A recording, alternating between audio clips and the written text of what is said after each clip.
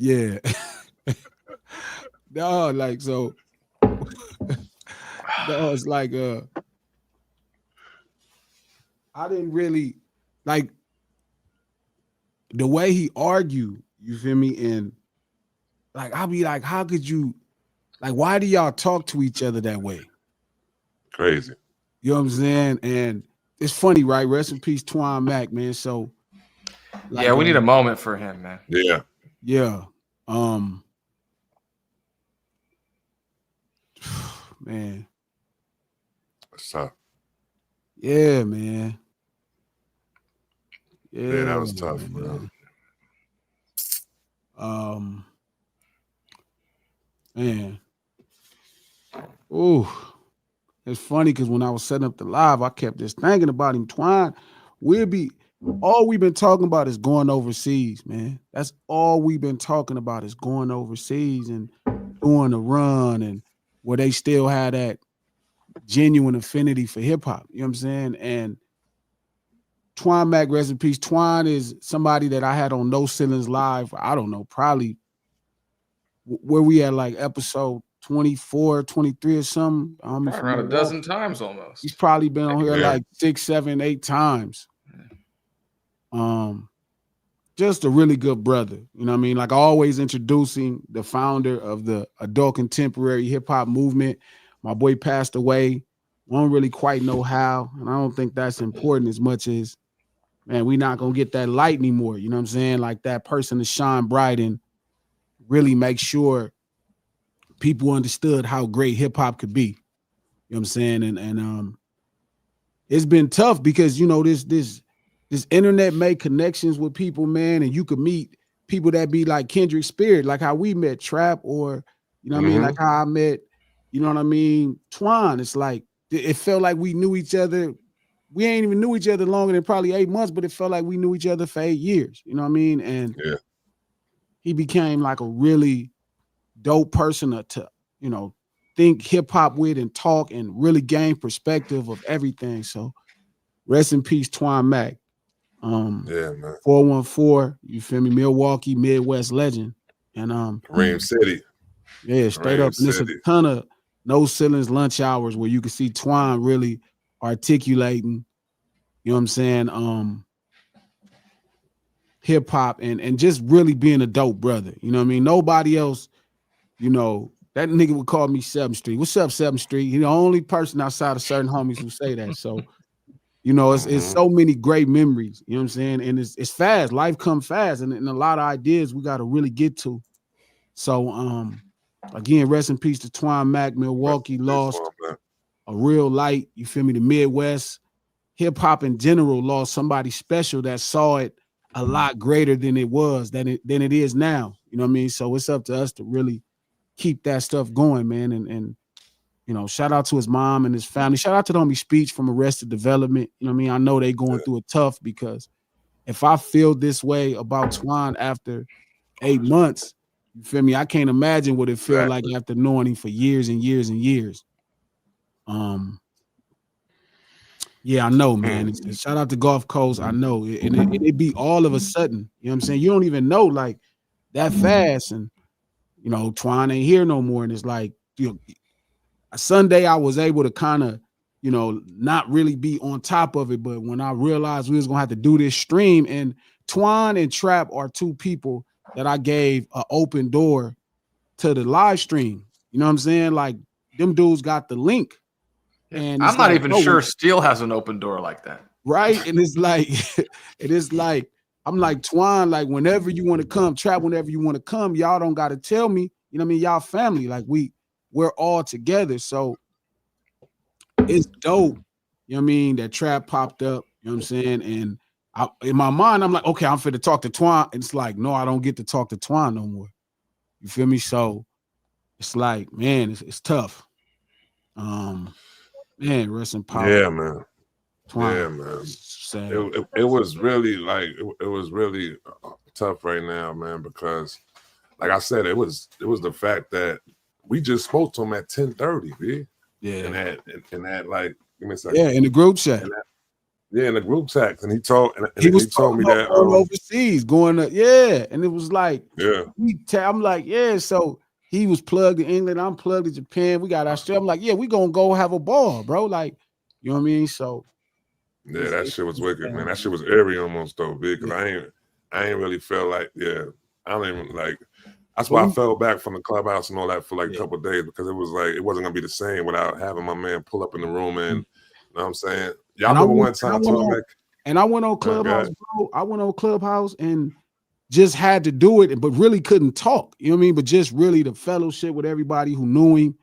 You know what I mean? And this is the power of social media. You know what I mean? To really, I know you misuse it a lot, and you know what I mean. You see people doing a bunch of silly stuff, but this is the relationship you can grow with other human beings, not just black people, but other human beings. You know what I mean? And you can connect on different levels. So I'm glad y'all, everybody, shout out to everybody in the chat. Shout out to everybody, No Ceilings Live Lunch Hour. I'm glad y'all really got to experience Twan, you know what I mean? And you got to see a really great person, you know what I mean, who believed in hip hop in a different way and believed in black people in general.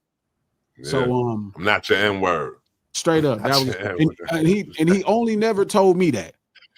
That's a fact. Like my nigga Twan. You know what I'm saying? But I heard him say that to a million people. So not your N-word, man. Yeah, man. Word. Yeah, we lost a good one, man. Yeah. So that's a good one. No Ceilings Live Lunch Hour every Monday, Wednesday, and Friday at noon, Pacific Standard Time. We created this show to promote the No Ceilings podcast, which is in the description below. A new episode drops every Tuesday. Will be one up tomorrow. You can subscribe to the No Ceilings podcast, the audio on Apple Podcasts or anywhere you get your podcast. Executive produced by Charlemagne the God, Black Effect, and the iHeart Network, who really starting to push this thing a lot more. It got the audio version of the podcast up like 40%. You know what I mean? So this commitment of really making sure we here Monday, Wednesday, and Friday. Make sure you click that thumbs up button right there on YouTube. You know what I'm saying? It's really a commitment to be here every Monday, Wednesday, and Friday because there's a lot of other stuff that I could do. You know what I'm saying? But we here, and I brought my brother 6. You know how hard it is to schedule an oil change around this? Man, I'm telling you. And I brought my brother 6. 6 is from the west side of Los Angeles, from South Central. I've been knowing him since I first started putting out music. I met him in 05, 06, and we built another relationship. So another one, hip hop brings it together. And, you know, two people from the street meet up and it'd be a kindred spirit. This is another brother, you know what I mean? Really heavy into God, you know, even though we came up the hard way and people thinking you can't be both. So shout out to my brother 6 in the house. Yeah. What up, 6? What up? Everyone's lucky, man. Great guy. Happy you here, man. Yeah, 6 is an awesome dude, man. And he got crazy perspective, just like us. I don't know why P keep covering the camera. Like he got somebody kidnapped over there. I don't know what's happening. So whatever he's doing, I don't know what's going on. I'm abiding by the YouTube laws. Okay. Yeah. So I don't quite know what's going on, but it's there all good. There are consumption rules for YouTube, and I'm trying to abide by them. Okay. Shout out to Royalty. Shout out to Amber. Shout out to Whiteout. Shout out to Squishy, the realest and one of my favorite supporters in life. You know what I mean? Somebody who really supports this stream, and that just means the world. Shout out to Bella. Shout out to Natasha, MS Bynum, Gulf Coast. What up, player? West Side, what's happening, man? I've been working on that music. Devin Cutmore. Life is Precious. Shout out to Devin Cutmore. Life is Precious. Mom's boyfriend dropped dead last week. No warning. Tell your friends and family you love them while you can. I love all y'all, man. Straight up. Yeah, love you too, bro. Shout out to the homie Whiteout Glasses. You heard La 4 unreleased. Any of cohesive enough to make an Untitled Unmastered 2. I'm sure he got more than enough music for that. I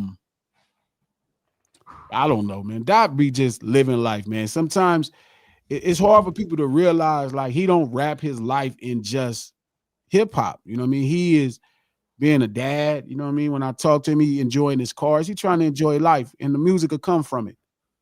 You know what I mean? Everybody in hip hop don't want to be your slave. You know what I'm saying? To you consuming content and treating it like it's nothing. So just stand with him, and when he drop it, you know what I mean? It'll be there. But I'm sure it'll be entertaining.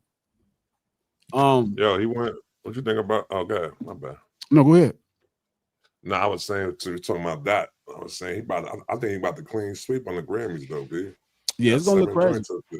It's gonna look crazy. He opened his Michael mouth. Jackson style. What cuz say he opened his mouth? You feel me? Yeah. Hand him a Grammy. Exactly. Let's get it. Yeah, open his Grammy. So I'm hoping he win them all. That in a perfect world, he'll win them all. 7 will be crazy. It's weird to listen to people that really are offended that I support my friend. Like, I think there's this weird space where people want everybody to stay neutral because you like somebody else. And I'm like, somebody was telling me I was cheerleading, and I'm like, no, I just support my partner. Like, yeah, if you my partner, like, I'm rocking with you. I don't really, you feel me? I don't have a halfway mark. That's one thing I would tell you. Gangbanging taught me well. It's no halfways. You either in or you not. Yeah, squishy that part type shit in my Twan Mac voice. That was a shit too type shit. Tight shit.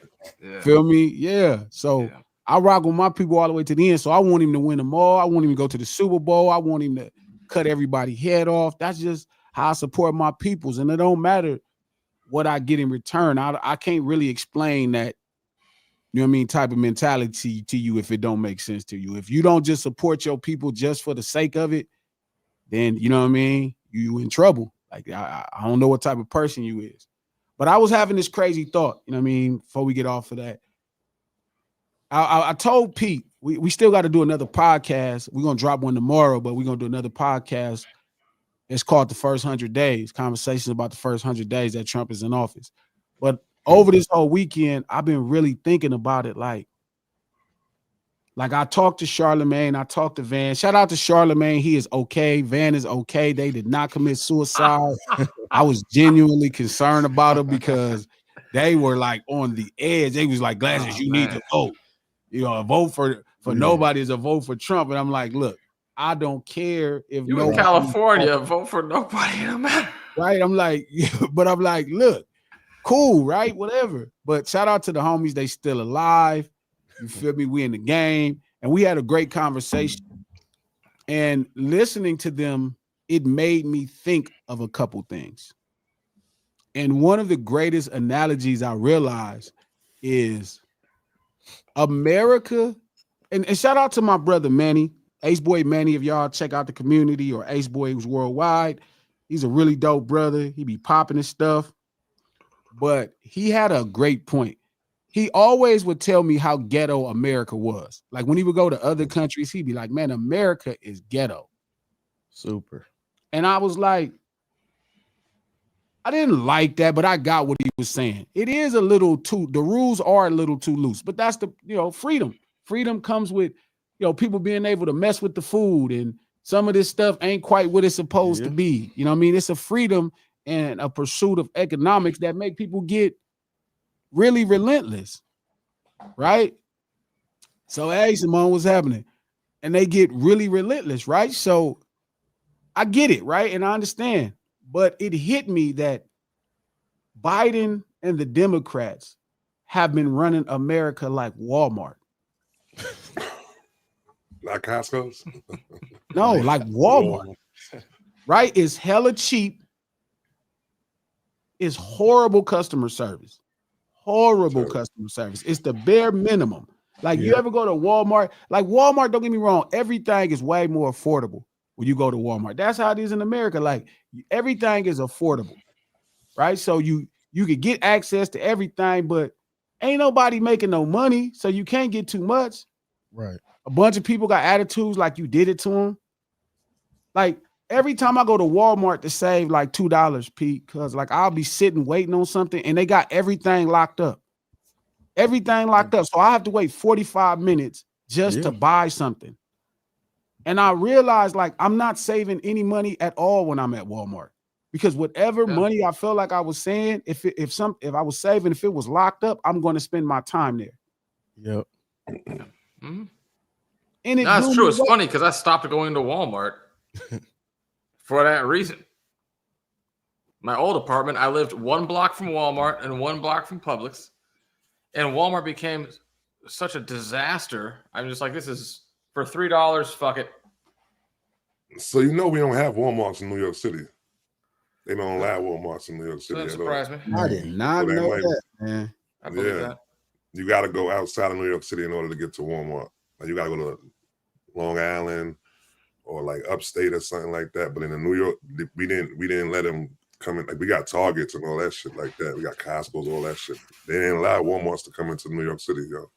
I think And there's I only believe one it. in actual LA, and it's in the Valley. Yeah. So it could be similar to like you saying. And they run it just, and that's how they doing it. It just be a bunch of people up in here, just random people just doing shit, people stealing. Checking That's your how receipt America before has you leave out. been, bro.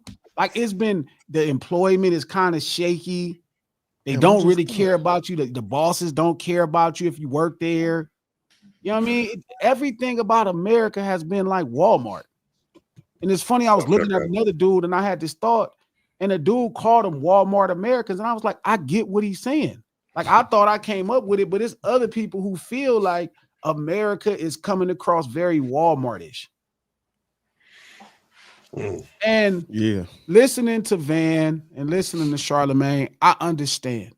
It feels like Walmart is a necessity because people are not doing good. Like you need to have things priced cheap enough so things are priced cheap enough so people can afford Everybody, it. Yeah, but if you also not paying people, then people really can't afford nothing anyway. And I was listening to them, and then when they were complaining, all I got from their complaints was Trump is Sam's Club, right? Where you got to have some money to save money. You know what I mean? That's the whole point of like, if you go to Sam's Club, you know what I mean? It's like, you got to have money to save money. Like, I think I paid $140 for the membership. Like, I have to make it my business to save some money. So I got to drive over there and take advantage. And I'm lucky enough to be in the position, right, Pete, cuz to where I got some money to pay the membership. Now, Sam's Club is cool. Costco's is cool. Sam's Club is cool. But it ain't perfect. Right. Right? It's you still like when you go get the gas is way cheaper, but you would be having to wait. That shit would be like 30 minutes sometimes. Yeah, for real. Feel me?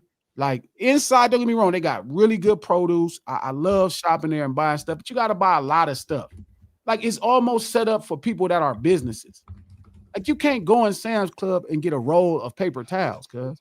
You can't just go in Sam's Club, cuz, and get like a carton of strawberries. It got to be the 5-pound carton of strawberries.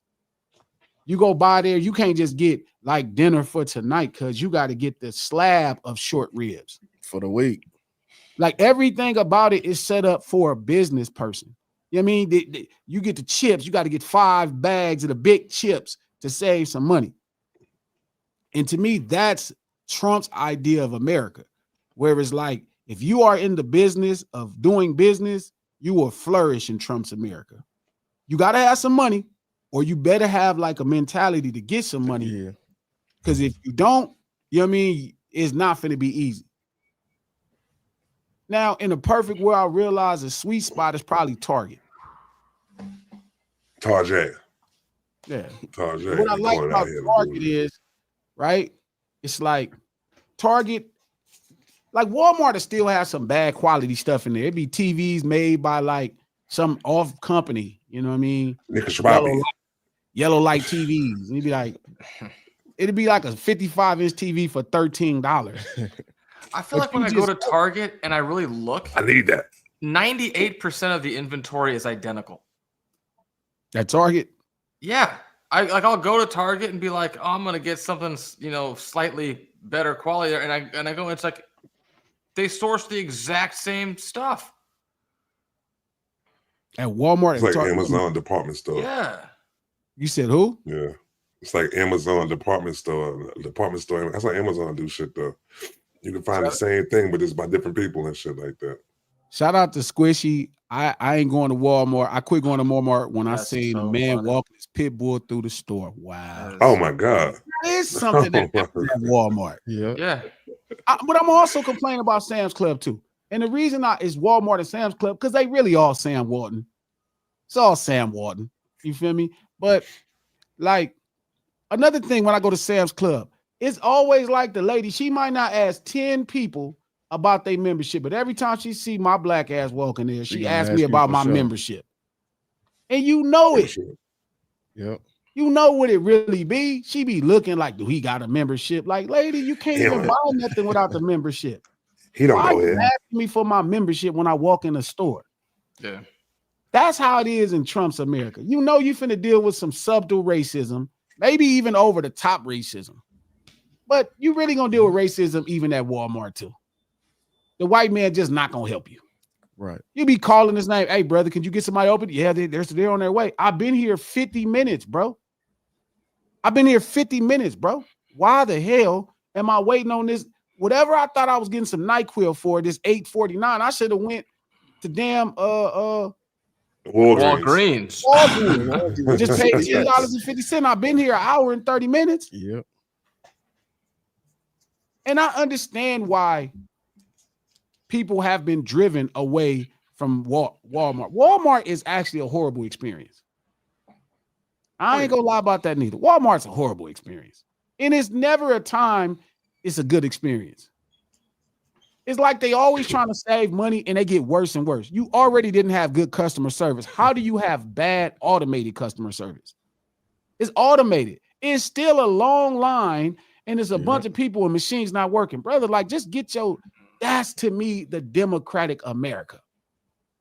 Oh, everybody can come in there. Everything is good. It's not good, bro. Y'all gotta work harder. But again, I'm not advocating for Sam's Club because I know what that feel like. The liquor locked up in that cage and shit. The lady be sitting right there. Lady, I don't need you to get my liquor. Why is my liquor in this cage?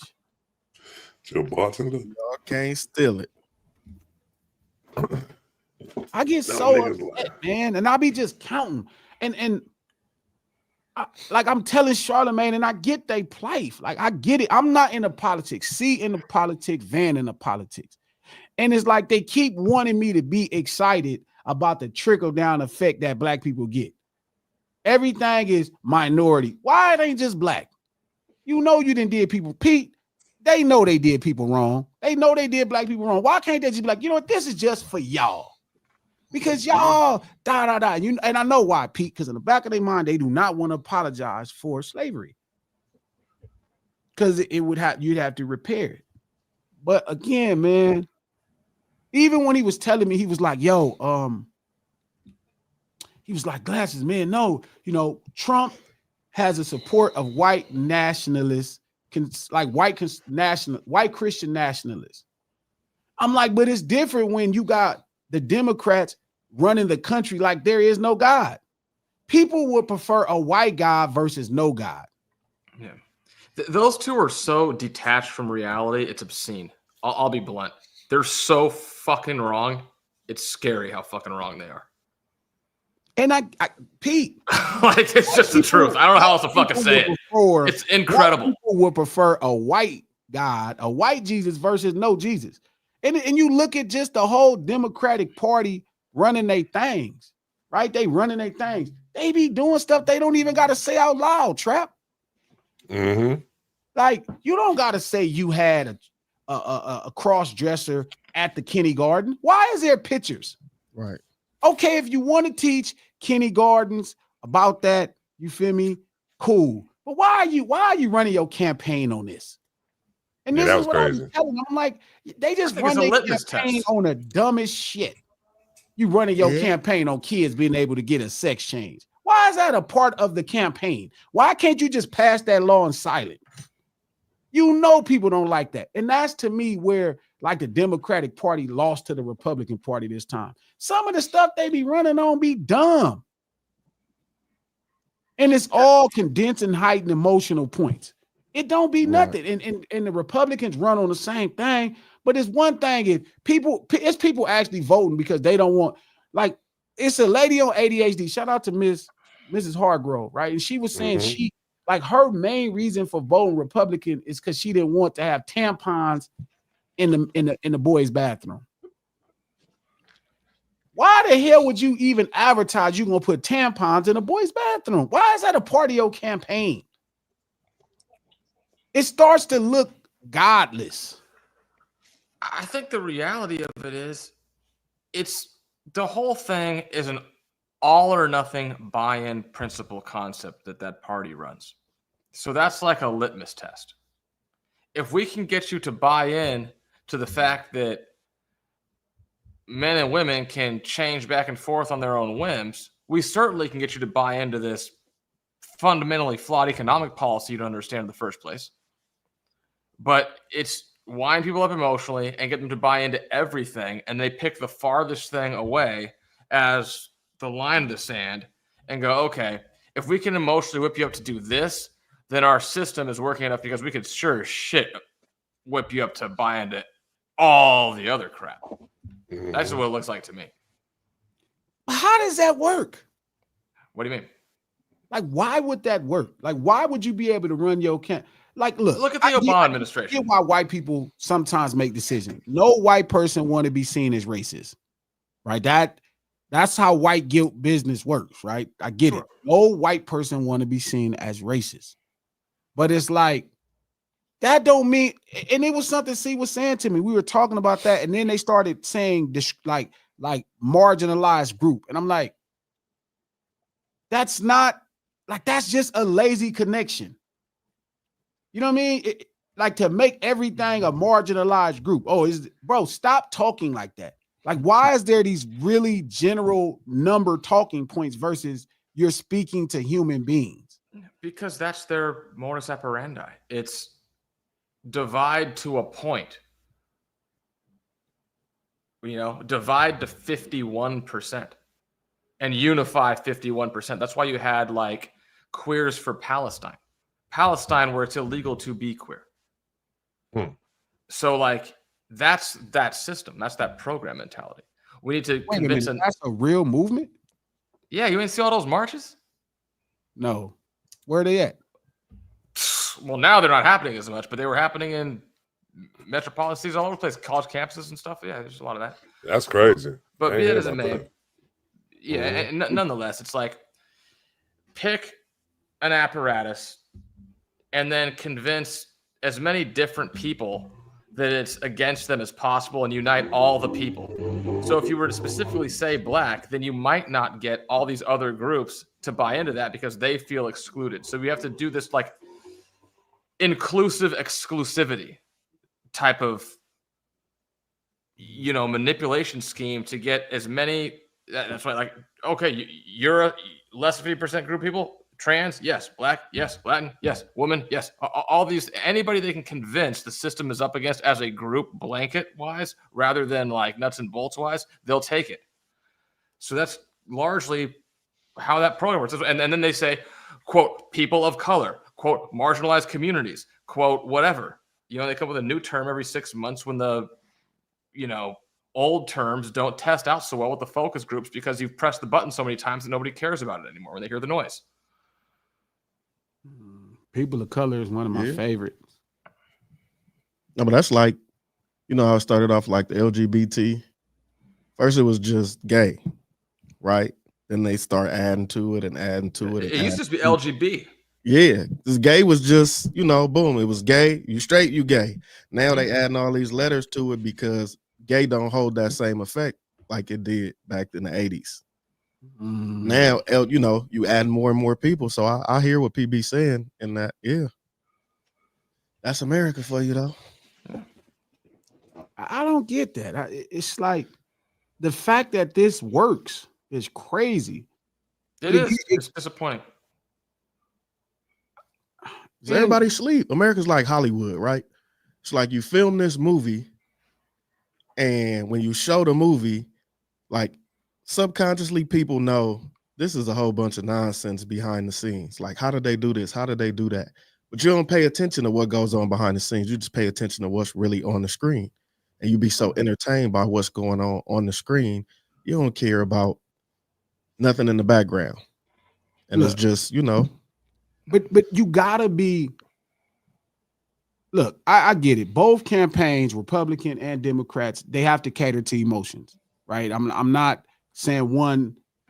I'm not saying either Sam Walton company is. They both do the same thing. They cater to the emotion of things, right? Like we talk about the whole idea of immigrants and like that same talking point. They took our jobs. I don't quite know what jobs you want. You're gonna have those jobs back. I don't know what jobs they took. I don't think that's a misrepresentation, though. That's why I go back to saying the counter narrative talking points are typically wrong. Sure. And in these cases, they're extremely wrong. Yeah. Like I did some research earlier because I was interested and I thought it might come up. But people aren't mad because an immigrant took their job. They're mad because you're paying them to be here.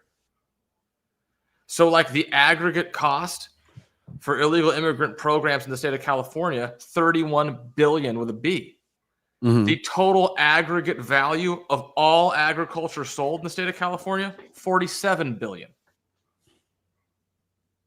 That's freaking absurd. And the numbers expand out in that, sector to the national. $131 billion last year spent on illegal immigrant programs. That's a ton. No, I agree. But I think you're going into the depth of the thought. But you do have people saying they took our jobs. I think there's more people saying they're saying they took their jobs than people saying he took my job. Well, I just don't think America. You know what's funny, Pete? I think poor Americans are not coming to terms that rich Americans sold them out. I think I've told you that. I think they kind of are now. That was kind of the point of this whole thing. Well, I don't even think it's the point of this whole thing, because why would you vote for Trump if you realize rich Americans sold you out? Because he's the anti-system guy. It was a system paradigm vote. Sure. It wasn't a individual vote. Because rich Americans are against Trump.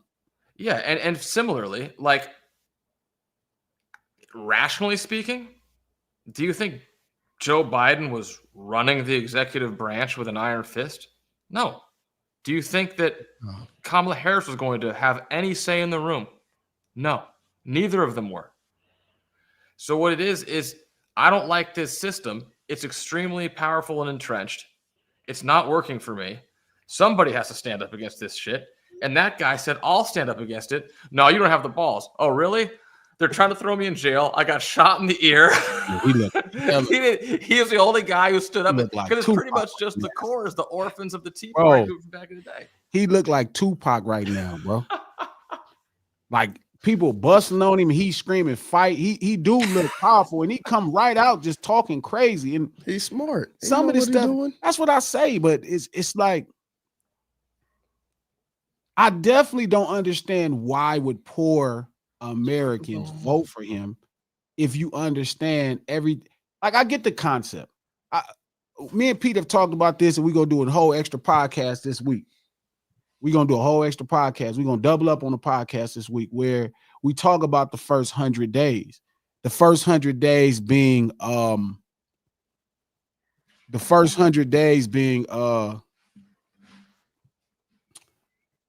like if there was a mass deportation, if there was tariff, a huge tariff hike, at 60%, some crazy number. It's like, to me, right, the hustler in us, and this is why I said it don't really have nothing to do with us, because it don't matter who in office, right? We really got to we got to really trick somebody out of the money. But to me, I see it as an opportunity. But even when I talk to Van and C, they don't see it as an opportunity. You know what I mean? They don't see it as that. They see it as, and it could get tight, because true, there could be a labor shortage. Things that we are spoiled to have based off of people coming into this country and doing those jobs for minimum dollars. But is that right in the first place? Like, just because somebody's okay with it, is that right? You know what I mean? Like, that's what I was telling C. Like, if it's a conversation about crime and righteousness and wrongness, how could you be okay with taking advantage of somebody else? Yeah. And if it costs $1 trillion every 8 years, I mean, the biggest issue of this election was inflation. The fact that the cost of everything, the value of the dollar got pulled out of the dollar at a faster rate than wages could compensate for and keep up with it at a parallel line. So let me ask you a question, Pete. This is your forte. You're like C and Van are my black experts when it comes to policy and to some degree economics. You're like my mainstream American person, even though you're not really that mainstream. Even though as mainstream as it gets, baby. Yeah, even though you're not. What? Okay. What is the ultimate goal when they are saying, like, what's the end goal when you do this? Do what? Like, what's the end goal for allowing people to come into the country? What's the end goal? Like, what's the Democratic end goal? Like, okay, the Democratic end goal. Give me the Democratic perspective, and then give me the Republican perspective. What is They're the same. They're the same. What's the same? Here's what's funny. This is the whole denial thing of the Democrat Party. And there's a right of center media joke that makes fun of it. And it says, it's not happening, but it's good that it is. I've heard that 1,000 times for like 10 years, where they'll think tank a bunch of crap. They'll release it in the media. They'll celebrate the idea of it.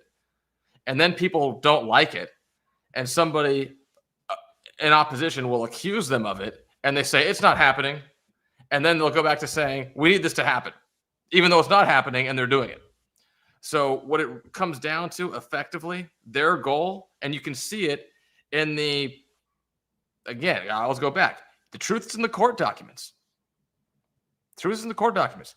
There were several states in the 11th hour that filed motions to get unverified citizen voter ballots approved. So if you can bring in 10 million people, strategically place them in, what was it, Patterson, Ohio, wherever that one, critical areas, get them through the DMV, get them motor voter registered to vote. The process then of litigating your way all the way through, cleaning all of that up, is nearly impossible.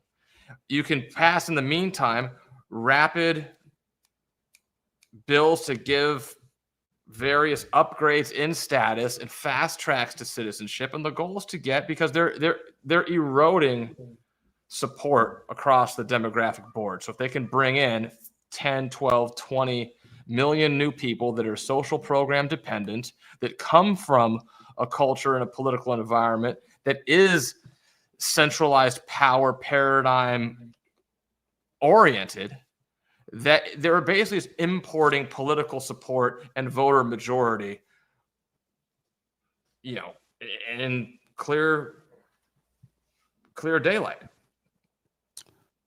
Shout out to the homie Kelvin. The only reasonable answer to that is poor people vote Democrat at a higher clip. Sheesh. So the whole gangs in New York thing is correct? What do you mean? You remember gangs in New York when they was bringing people in? So if you don't remember what gangs in New York, they're pretty much like the Irish German immigration wave, turn of the late 19th century, whatever. You had those wild build Americans who were, I guess they represented Republicans or conservative at that time, and then you had the Tammany kind of party where they were bringing people in because they knew they would vote Democrat. They talked about this on Hollywood Films. They say the California, look at the radical political swing that California's had in 40 years. It's the blueprint for Texas. Colorado's another example. But you're absolutely right. So it's all to win elections? Yeah, they're a power-obsessed apparatus. Nothing they do is productive. It's all power-oriented. That is crazy. Again, so they would throw away the future of what they believe this country is, or just because they feel like somebody eventually will still run Democrat? They'd rather be in charge of a B-class country than not be in charge of an A-class country. Guaranteed. That can't be true, Pete. Why not? If you'd rather be in a competitive market or be guaranteed rich? I can see that. Yeah. And if you're guaranteed rich, who gives a shit about the next guy? Particularly if he's already poor. Who cares about his opportunity? I'm guaranteed rich. He was poor yesterday. Yeah. Yeah. And I feel like what this election was about is something that you said earlier. People who are poor on welfare don't want to always be on welfare. So a lot of people took a flyer and said, there's a chance that I can transcend this situation with that guy. Or they're offering me $10 more a week. Who gives a shit? Shout out to Kim Israel. Trump and Elon will bring the mark of the beast. They might. I don't know what that means. Yeah. That's biblical. That's I don't know. the Revelations. I just what is can't that, believe that Trump and Elon would bring the mark of the beast. What's the mark of the beast? Supposedly, well, not supposedly, but they look at how you have the remember how years ago they used to talk about the chip in the forehead, or Sure. You have to have this mark to do anything. Like the inverse of the stripe on the sleeve for Jews in Germany. Yeah. Gotcha.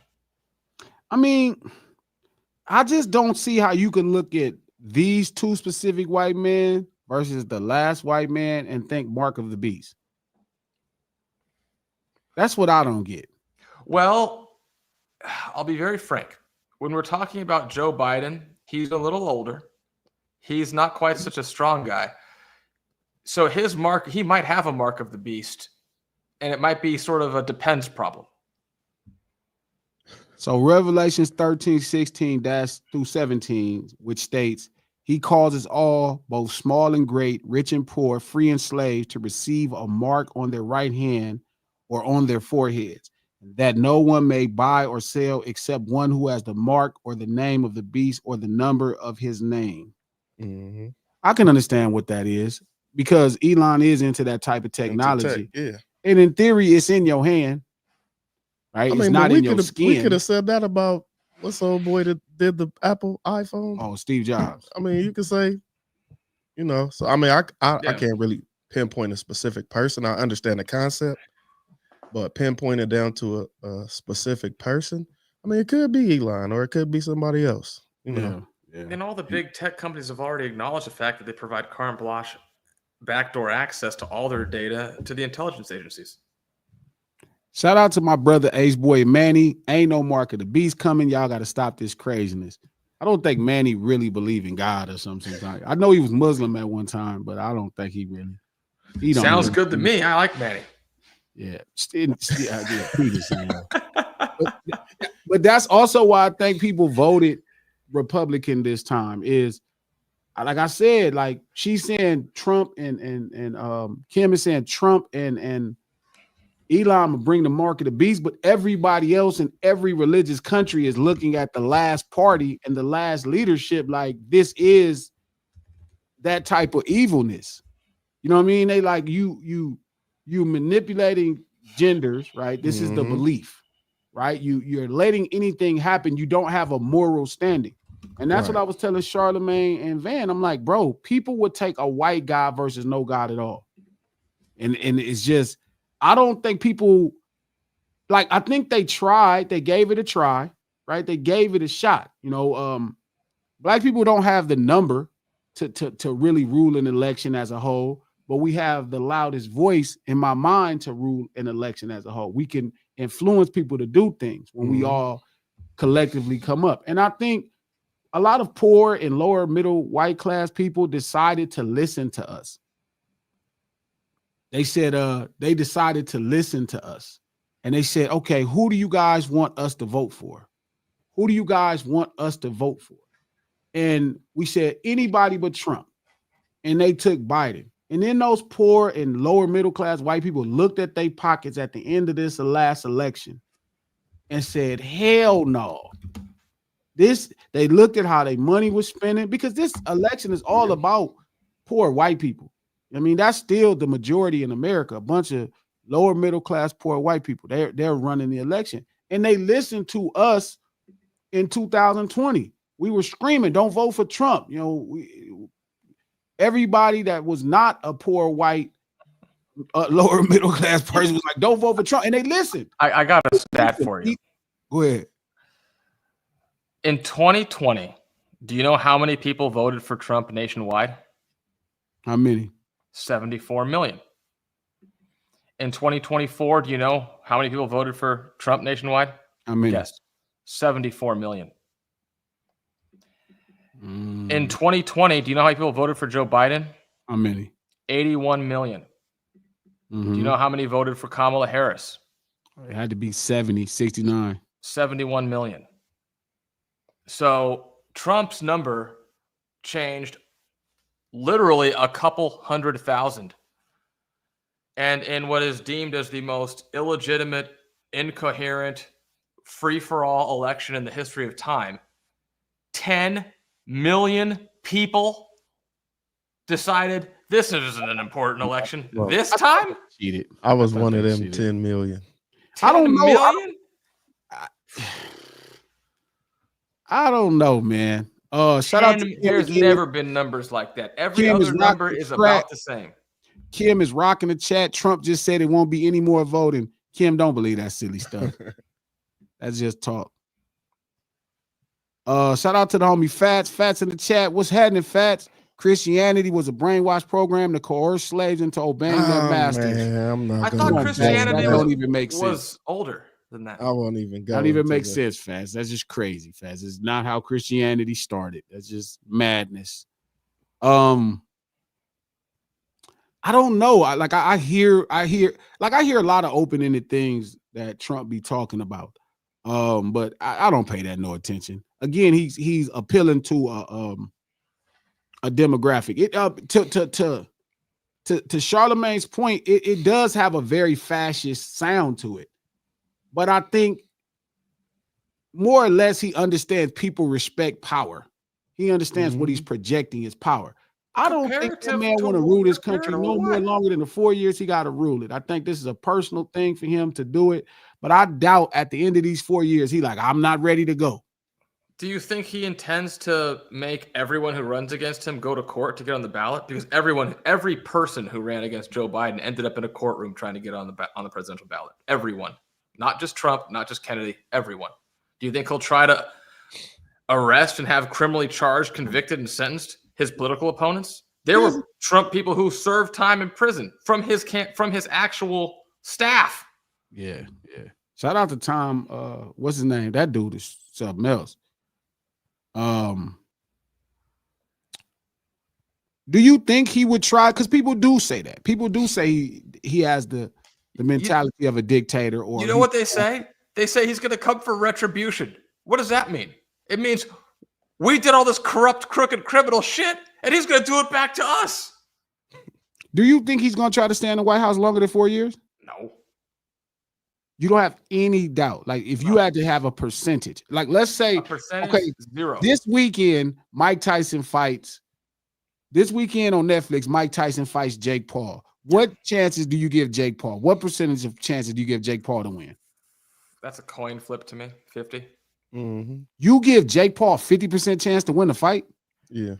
Yeah, I really don't know. Until I see it, I really don't know. Jake Paul has 0% chances to win the fight.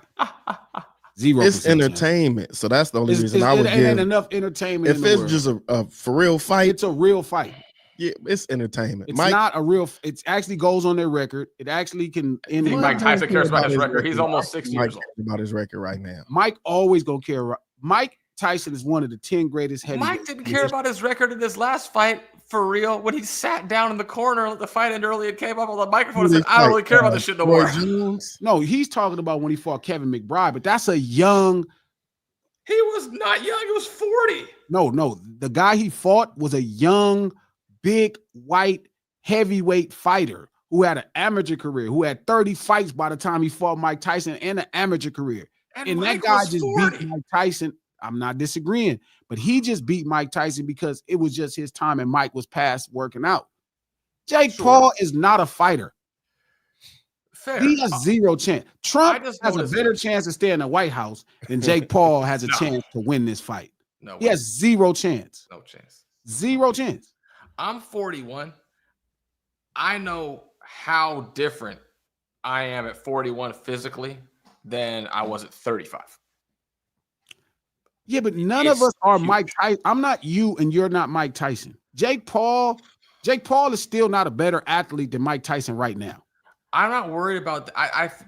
My concern is if Jake can backpedal for long enough. I don't have the confidence in Mike's respiratory. He don't need respiratory. Mike Tyson has been fighting 12-round fights. He's probably fought 70 of them. Like, he's fought so many. He knows more about boxing than Jake Paul. Jake Paul has zero chance. He's not going to win this fight at all. It's just not possible. I don't think he's going to win. His victory, his moral victory is surviving.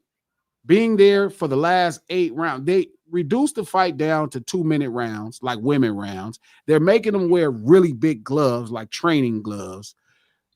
They're doing a million things to give him a chance. He has zero chance of winning the fight. He only has a chance to survive. Mike Tyson is one of the greatest 10 heavyweights in the history of boxing. The type of athlete he is, dog, is so far out of this world. Jake Paul on his best day is not as good as Mike Tyson at 58. You had it right the first time. Either or. Yeah, Mike is zero chance, Jiggy. I don't know what you're talking about. Age is a difference. The only reason I give him a chance is just because he has no chance. Jake Paul has zero. Jake Paul couldn't beat Tommy Fury, who never had an amateur career and barely started fighting. He cannot beat a real fighter. Jake Paul can't whip Evander Holyfield, Riddick Bowe. He can't rip no professional fighters at that level. No, I don't like in a fight. No, but again, just number one, it's on Netflix. That's entertainment. What that mean? That's entertainment. It's a fight. Yeah, but it's entertainment. All fights are entertainment. No, some of them dudes get in the ring and they really have an issue with their counterpart. No, they don't. No, they don't. It's all entertainment. It's all for money, but that don't change somebody getting hit in the face. It don't. Jake Paul cannot fight. Y'all gotta.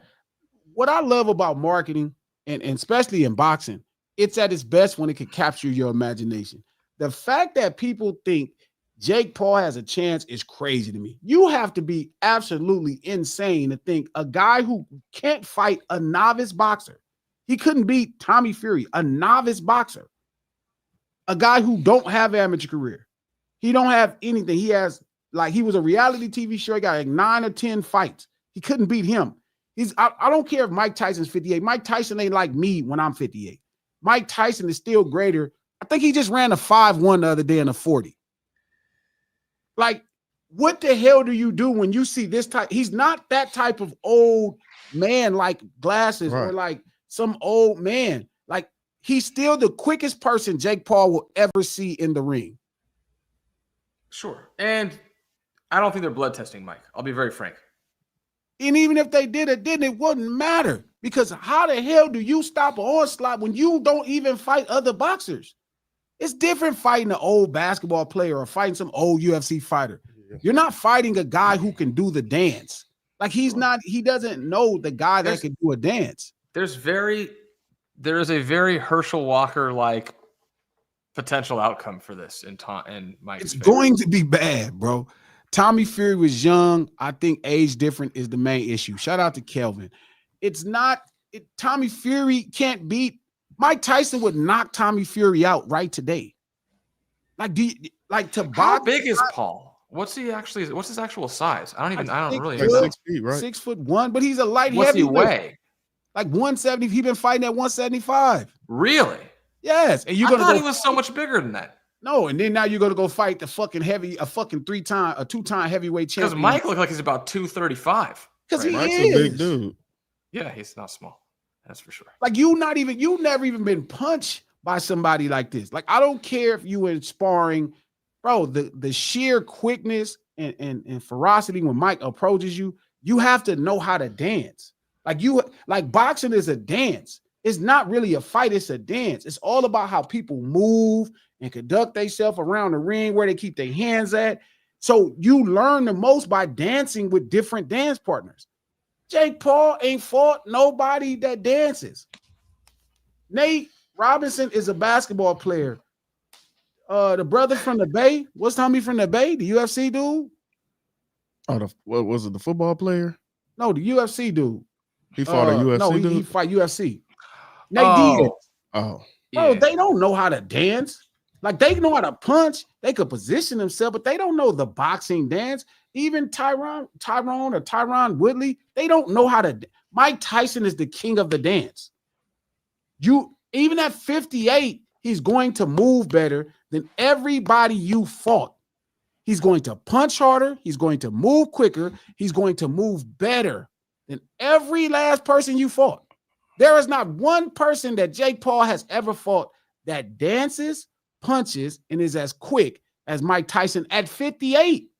He's probably 3 times faster, 3 times or 5 times more powerful, and 10 times more quicker at the age of 58.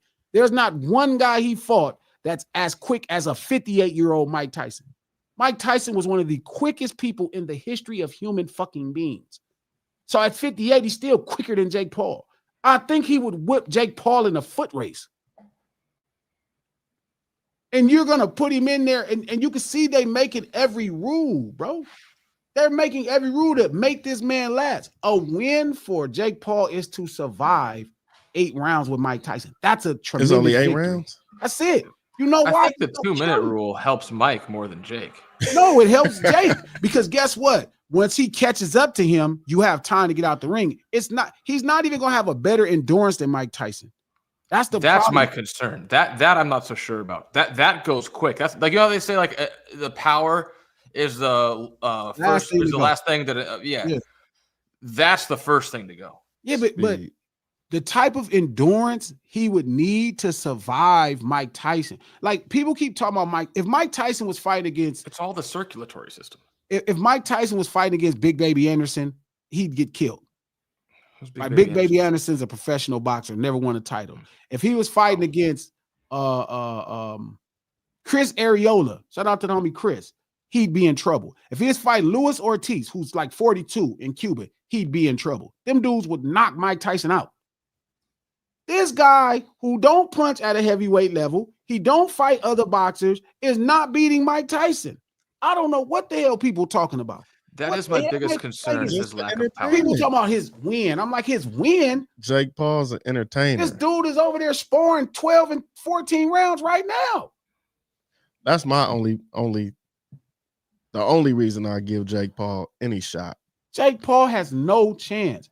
Trump has a better chance of getting a 3rd term than fucking Jake Paul has of winning this fight.